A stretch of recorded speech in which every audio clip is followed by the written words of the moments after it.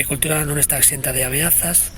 A última ameaza que temos é a presenza da avespa asiática, que pouco a pouco está a colonizar o territorio, poñendo en perigo a actividade das abellas.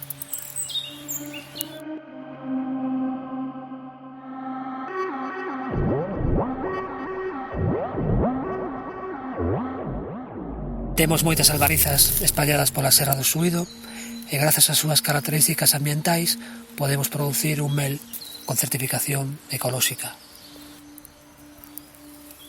Calcúlase que alrededor de 40.000 especies de plantas con flor dependen exclusivamente da acción polinizadora das abellas.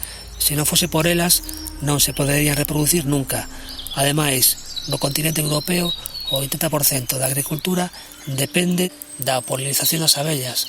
Se non fose por elas, tampouco teríamos alimentos. Grazas ás abellas podemos vivir no medio rural e do medio rural.